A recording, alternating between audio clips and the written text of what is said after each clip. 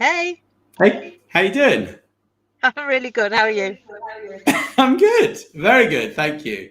Yeah, excuse me, a little bit of a cough there. So, mindset mastery, Kim, through transformational change. It's a massive, massive topic. You know, there are huge things that are happening within business and within people's lives, right? So, what does transformational change mean? Is the first thing I'd like to know. Okay, so for me, and this is just my opinion, for me, transformational change is when you're doing something you've never ever done before.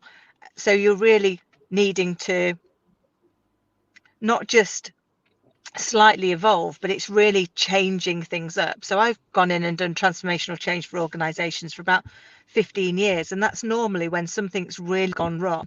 So, for example, they've perhaps had some regulatory issues or a product just doesn't work anymore and they've needed to launch something else. But it's where you've got to really change lots of things. We've got change. In fact, change is pretty much the only constant we have these days. We change all of the time.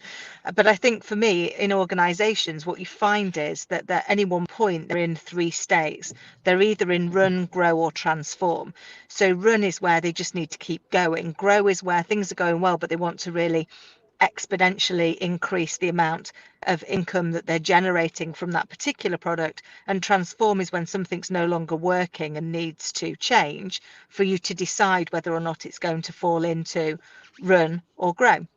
And one of the big challenges you've got when it comes to that level of change is it takes a very different skill set. So the skill set you need to transform an organization is very different from the skill set you need to run one or grow one.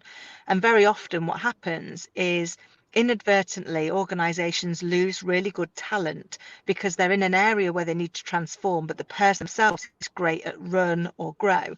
So understanding how they fit together, what different skill sets, what different mindsets you need for each of them, allows you to retain the talent by just moving them to a different part of the organization. You know, one of the things I say to organizations and have done for years is I know transformation is my space. I love that. I love the being able to take people on that journey, getting their hearts and minds connected to why you've got to change and then making that change.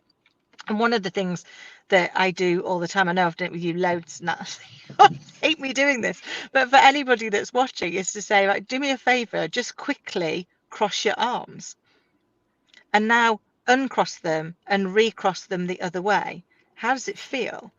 It feels a bit uncomfortable, doesn't it? It feels unusual. It doesn't feel right.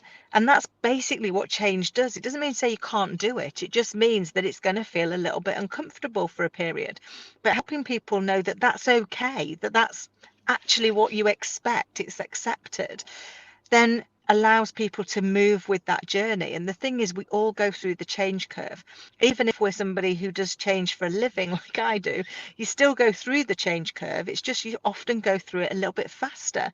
But understanding it, talking about it, I think for me, one of the most critical things in leadership in any situation, but particularly in transformational change, is communication. People need to know not just what you're doing, but why you're doing it. What's the purpose? What's the cost of doing is something that organizations talk about all the time, but they don't share what the cost of not doing it is. And there is always a cost of not making a change as much as there is a cost to make the change. And the more we involve our people in understanding the why and the how and the why it's important, the easier it is for them to go on that journey with us.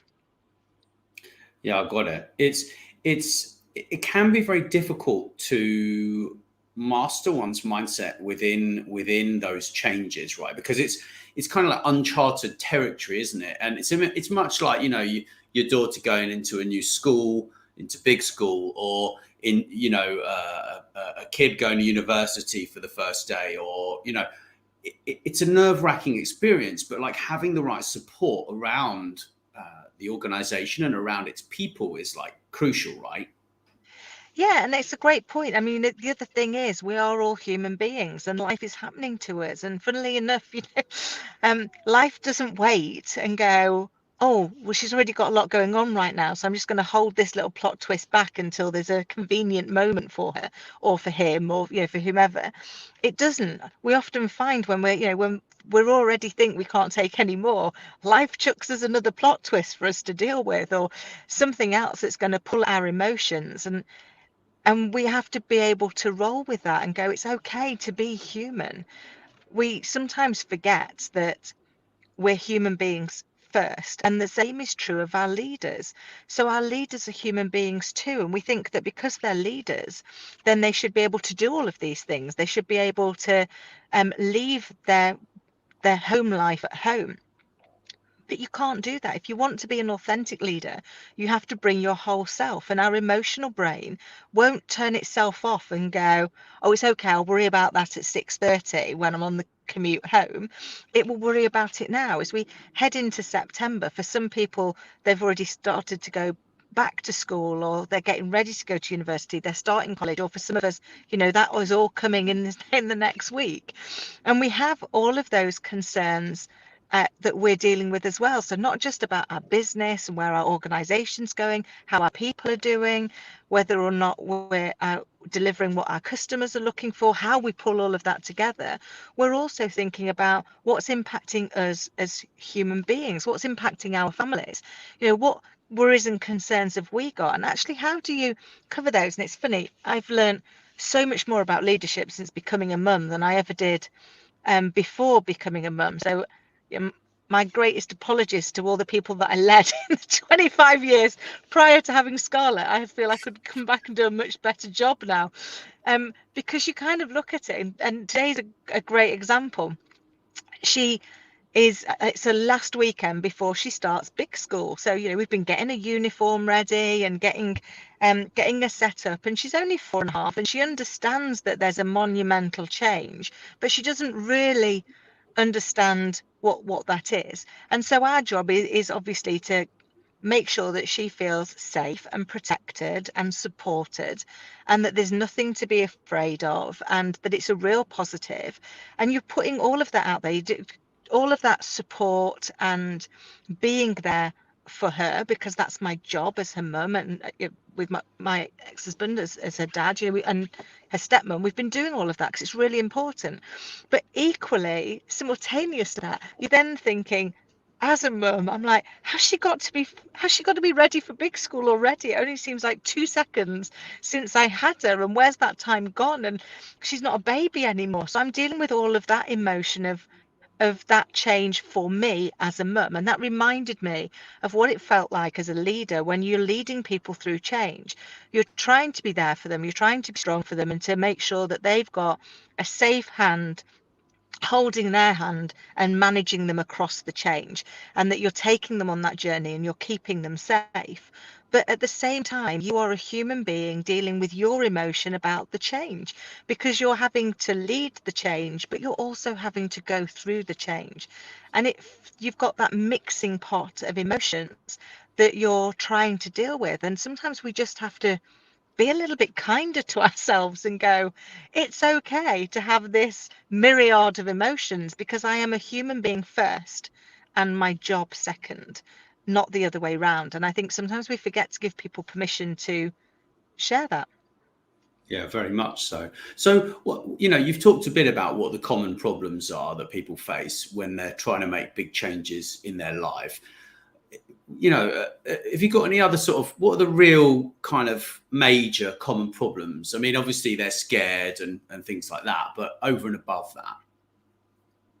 I think often we only look at one side of a coin, and actually what we really want to do is look at both sides of the coin. So we'll look at, we want to change for whatever reason, but we don't look at what would happen if we don't change. And I think the more we can look at all sides, the better, because that will allow us to see obstacles before they come up. And I think the other thing is having a real structure. And so I'm just going to stop because we've got a message up from Lee.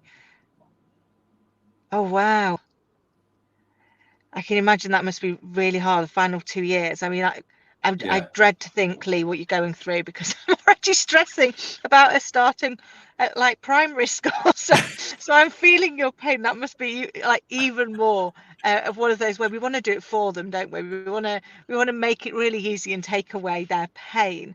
And you're right, with our children, and I see this, I see this a lot with my nieces and nephews and my friends' children who are older, who are going and picking their GCSEs or their A levels or starting their college course or thinking about that next university step. It's a massive change, and it comes with a huge amount of anxiety for them. People worry that if they make the wrong choice now, that's going to be it. Their career's over. They've made the um I'm dreading the teenage years, Lee. I'm dreading them. My little girl's 4 going on 14 now, so heaven only knows. I think she'll just be leading me by the time we. But I think it's how do we take away some of that anxiety and help people realise that actually the only constant we do have is change. And once we realize that, that almost becomes our safety mechanism. It's like, oh, while it's changing, it's consistent. And as human beings, we like consistency. So how do I try and make the change as uniform and consistent as it was before? And that's why getting some kind of process when we're thinking about change, coming up with what is our change management and process, what's our change management approach, and it's building that muscle. Change is a muscle just like every other muscle. The more we use it, the more comfortable we get with it, and we can start to see the things that are the same in the things that we're changing, as much as we have to change the other things, because we want to not feel overwhelmed. And I think that's often part of the challenge, is people feel overwhelmed, and that's because the human brain doesn't like absence. So in the absence of a fact, we create a story, and the story is always by far more fascinating than the reality. If my life really were like the stories people seem to think it is, I'd be having a whale of a time. This is actually a lot more boring than that. But I think it's about those parts that saying, how do we find those constants? How do we say, well, actually, these bits are changing, but these bits are going to stay the same? And it's all around creating the knowledge. Facts are your friend. I remember doing a major redundancy program once, which is one of the most heartbreaking things that you ever have to do as a leader in your life. And you see the change that people are having to go through as they accept what's happening, as they start to try and understand it, as they respond to what they've made it mean, not what actually has happened. So what's happened is the organisation isn't as successful as it thought it was going to be, and it needs to cut cost. But what people make it mean when they're on the other end of that redundancy is that they're not good enough, that they're not wanted, that they aren't worthy of the job, which is never the case. It's never because of the individual, it's always because of the organisation. But people feel like that because we stop talking. We stop sharing with people that this might be how you feel. Don't let it be how you feel. It's not true. Put the facts out there. And I remember probably annoying the living daylights out of people by sitting in these weekly sessions and saying, facts right now, facts are your friend, because everything else is a story, and the stories aren't going to help you because they're not true. So stick to the facts and use me as your sounding board. If you've turned your fact into a story, come and talk to me about it. Let's understand where the stories come from and let's pull it back to the facts. We were having just that conversation earlier, weren't we, about how we don't respond to what's actually happening. We respond to what we've made it mean. And that's where it hits Yeah. our hot buttons. We make it about us instead of about what's going on. And that is probably one of the biggest challenges that I've seen in the last 20 years delivering transformational change, is we stop communicating. We stop, and there's no such thing as over communicating when it comes to change. And the more repetitive, the better, because that's where we start to gain that consistency. It's where we start to gain that piece that go, oh yeah, I knew that. I knew that. So actually now I don't feel as overwhelmed because you're telling me something that I already knew. So I already feel a step closer to delivering that change, to being part of that journey. And I think for me, it's probably the number one thing, is when you're thinking about any change, is involve people in it. Allow them to be part of the solution. Share with them, share the problem. Let them know why it is that you've got to change, why there's no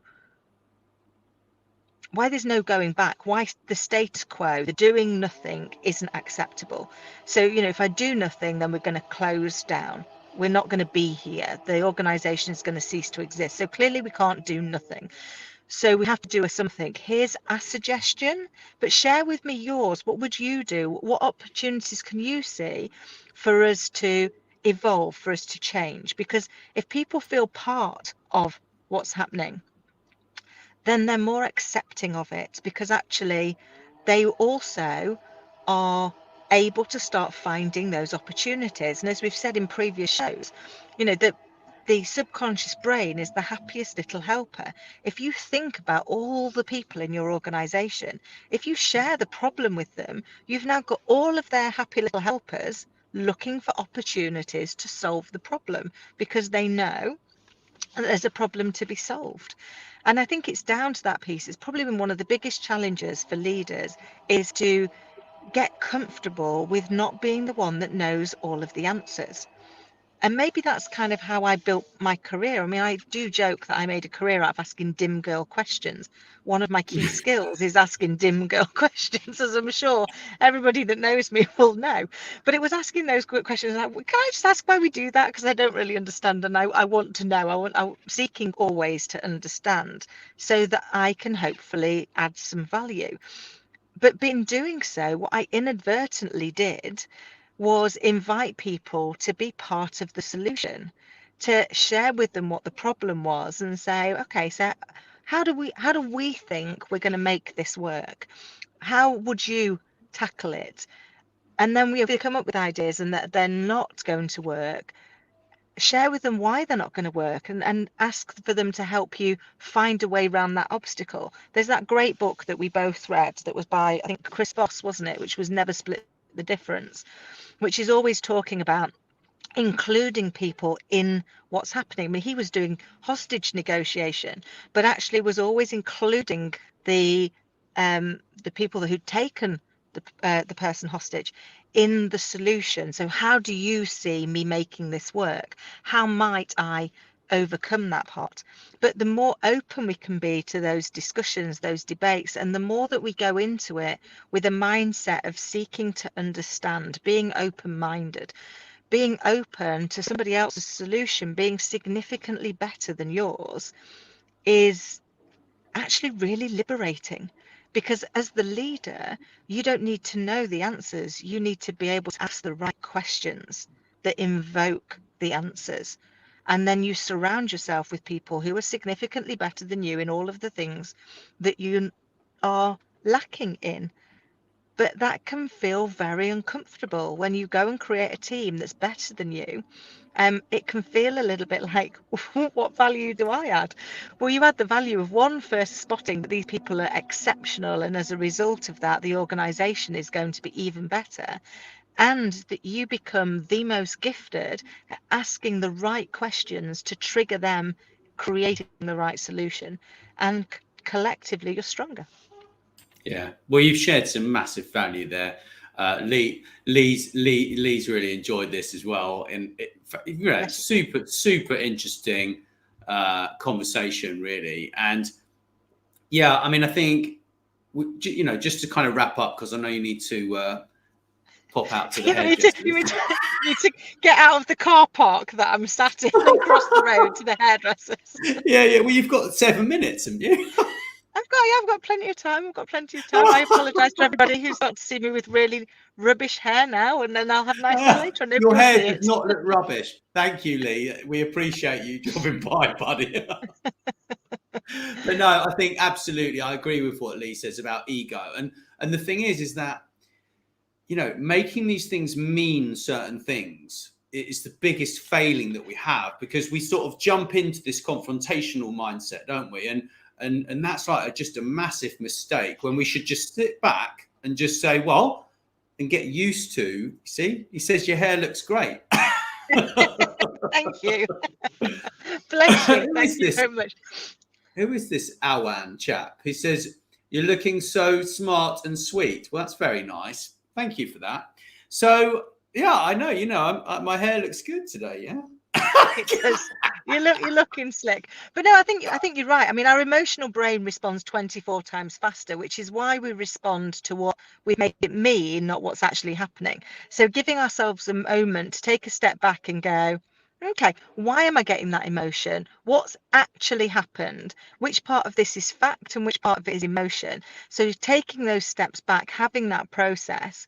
And I think for me, as you know, one of the models that I absolutely stand by is the grow model. I use it in pretty much all walks of life because it allows me to really start putting things down. I will go backwards and forwards across that model at a pace of knots and can go, actually, that's an opportunity. Oh, hold on, this bit's about the reality of what's happening now. How does that map across to what I'm trying to achieve? And then what am I going to do next? So I think for me, it's having a process that I can cling to that allows me to just navigate my way across. And if other people are thinking about where they are with their goals right now, what they want to do between now and the end of the year, and you want some help, then grab the training or go and Google it, go and find out about Grow Up, the many of the models that are out there, and get yourself a process, because process, like facts, really are your friend. Yeah, definitely. And you can grab more information on that at elitecoachesclub.com, which I'm just dropping into the comments with my hopefully not too noisy keyboard. So there we go. Super. Well, thank you, Kim. That's been absolutely brilliant, and I'm really pleased that people found it so interesting and useful. Oh, bless you. Thank you. I really appreciate people joining us and sharing with us their thoughts. It's really nice, because sometimes you just sat here like I am, chatting in a car at a car park, and you think, am I adding any value whatsoever? But it's helpful to know that it's been useful. And until next time, enjoy the weekend, everybody. Take care. And Nat, always a delight. Thanks for listening to Master Mindset. Please don't forget to follow wherever